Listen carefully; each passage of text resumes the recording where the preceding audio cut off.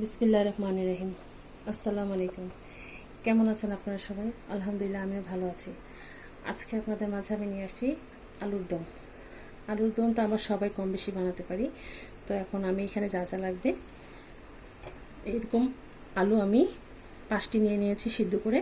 তো এখানে আমি 5টা আলুকে কেটে নিয়েছি। লাগবে টমেটো।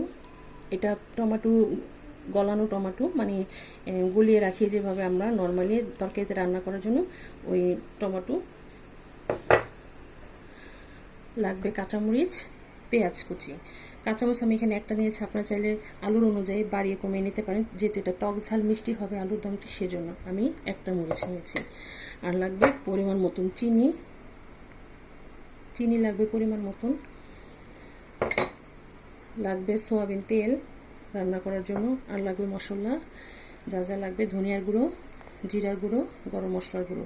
এখানে 1 চা চামচ করে আছে, 2টো লেবু আর আদা বাটা, রসুন বাটা। রান্নার জন্য লাগবে হলুদ গুঁড়ো, মরিচের গুঁড়ো। লাগবে কারি পাতা। কারি পাতা যদি না থাকে না দিলেও হবে, আমি কারি পাতা এটাতে ইউজ করব। কারি পাতা দিলে এই টেস্টটা ভালো লাগে। পরিমাণ মতন লবণ এবং লাগবে পরিমাণ মতন পানি। তাহলে চলুন আমরা রান্নায় চলে যাই। আমরা রান্নায় চলে আসছি। এখন আমি জালটা জ্বালিয়ে দিব। বিসমিল্লাহির রহমানির রহিম। আমি জালটি জ্বালিয়ে দিলাম। এখন আমি এতে পরিমাণ মতো তেল দিয়ে দিব। বিসমিল্লাহির রহমানির রহিম। আপনারা আলুর অনুযায়ী তেল নেবেন। আমার এখানে আধা কেজি আলু আছে। এই আলুটাকে আমি এভাবে কিউব করে কেটে নিয়েছি যেভাবে। এখন আমি এর মধ্যে প্রথমে আমি কারি পাতাটা দিয়ে দিব। আমি 2টা কারি পাতা নিয়েছি, তো কারি পাতাটা আগে দিয়ে নিব। বিসমিল্লাহির রহমানির রহিম।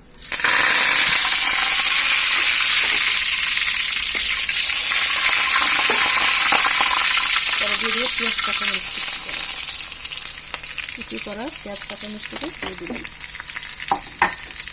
এখন একটু হালকা ভাজা হলে তাতে যাতে পানি অ্যাড করবো। তারপরে মশলাগুলো আমি অ্যাড করে দিব। কারি পাতাটা আপনারা সুপার শপে পেয়ে যাবেন, আর না হলে বিভিন্ন গ্রামে দেখা যায় এই গাছগুলো হয়ে থাকে, অনেক জায়গায় দেখা যায়। এখান থেকে আপনারা নিয়ে আসতে পারেন। তো আমার বাড়ির এখানে ছিল, আমি ওইখান থেকে নিয়ে আসছি।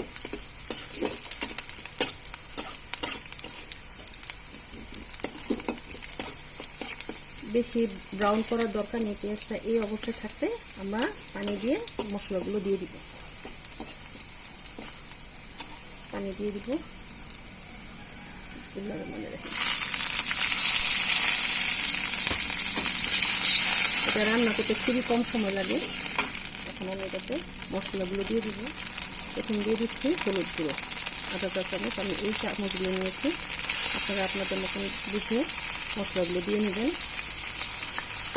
হলুদ গুঁড়ো দিয়ে দিলাম আধা চা চামচ। মরিচের গুঁড়ো 1 চা চামচ দিয়ে দিলাম।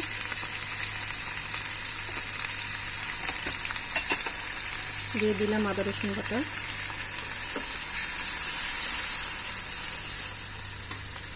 দিয়ে দিলাম ধনিয়ার গুঁড়ো, গরম মশলা আর জিরা আর লেবু আর চিনি, এই 4টা জিনিস আমার নামানোর আগে দিব। পরিমাণ মতো লবণটা দিয়ে দিলাম। মশলাটা একটু হালকা কষানো হলে এটার মধ্যে আমি আলুটাকে দিয়ে দিব। এই আলুটাকে চাইলে আপনারা আরো ছোটো করে কেটে নিতে পারেন, আর একটু বড় টুকরো করে নিতে পারেন, আপনারা যেভাবে রাখতে পারেন রাখবেন। এখন দিয়ে দিব টমেটো, যে পেস্ট গলানো টমেটো, সেটা দিয়ে দিলাম। টমেটোটা দিলে এটার ঘনত্বটা সুন্দর হয়। আপনারা চাইলে পেঁয়াজের সাথেও বেটে দিতে পারেন টমেটোটা। এখানে টমেটো দিয়ে দিলাম। এখন আমরা আলুটাকে দিয়ে দিব। তেল বের হয়ে আসছে, এই যে এরকম তেল বের হয়ে আসছে, এই যে তেলটা বের হয়ে আসছে, মশলাটা কষানো হয়ে গেছে। আলুটাকে দিয়ে দিলাম।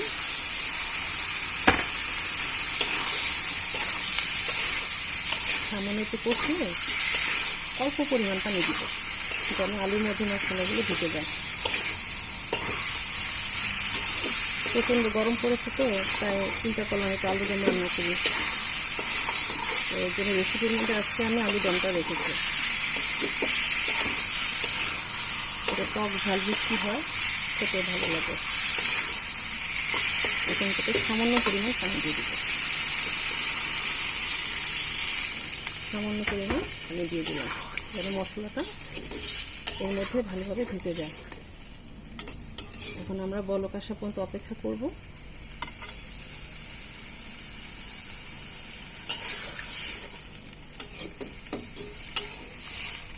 এটা বলক চলে আসবে, তাহলে আমরা 5 মিনিট অপেক্ষা করি। চলে আসলাম 5 মিনিট পরে।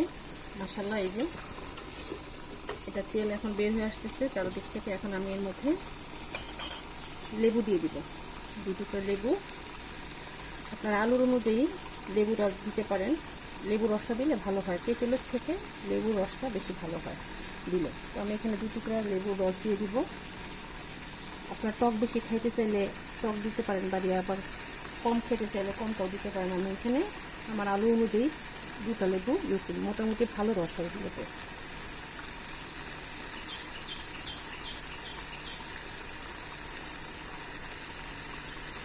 লেবুটা অবশ্যই দিবেন, তা না হলে আলুর মধ্যে যে টেস্টটা, দমের যে টেস্টটা সেটা আসবে না। আর দিয়ে দেবো গরম মশলা গুঁড়ো এবং জিরার গুঁড়ো দিয়ে দিলাম। নাড়া দিয়ে এখন চিনি দিয়ে দিব। এই যে দেখুন মাখা মাখা হয়ে আসতেছে আমার আলুটা। এই দেখুন গ্রেভিটা দেখুন কত ঘনত্ব হয়েছে মাশাআল্লাহ করে। এখন আমি এটার মধ্যে চিনি দিয়ে দেবো, চিনিটুকু দিয়ে দিলাম, চিনিটুকু দিয়ে দিলাম।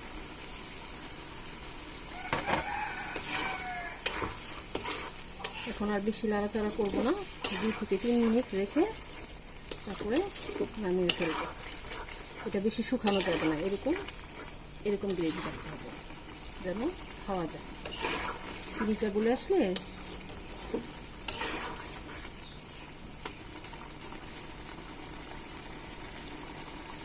হয়ে আসতে প্রায়। এটা হতে বেশি সময় লাগে না, আপনারা চটজলদি এই রান্নাটা করবেন। মেহমান আসলেও আপনারা এই রান্নাটা আইটেমের মধ্যে রাখতে পারেন, খাবারের মধ্যে। এটা ভাতের সাথে ভালো লাগে খেতে। মাশাআল্লাহ করে, মাশাআল্লাহ ভালো গ্রান আসতেছে। বাসায় অবশ্যই ট্রাই করে দেখবেন, মাশাআল্লাহ করে ভালোই হবে। গরমের মধ্যে আমরা বেশিরভাগ এই আলুর দমটা খেয়ে থাকি, ভালো লাগে খেতে। হয়ে গিয়েছে, এখন আমি চুলাটা বন্ধ করে চলেন পরিবেশন চলে যাই। তৈরি হয়ে গেল আমাদের মজাদার আলুর দম।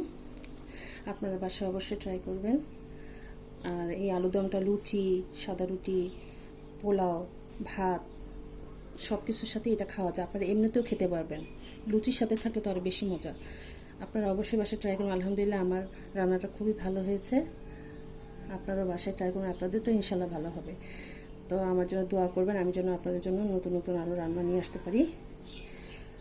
আপনারা সবাই যে যেখানে আছেন ভালো থাকেন, সুস্থ থাকেন এবং বেশি বেশি করে আমাদেরকে লাইক দিবেন এবং সাবস্ক্রাইব করে দিবেন। ভালো থাকুন, সুস্থ থাকুন। আল্লাহ হাফিজ।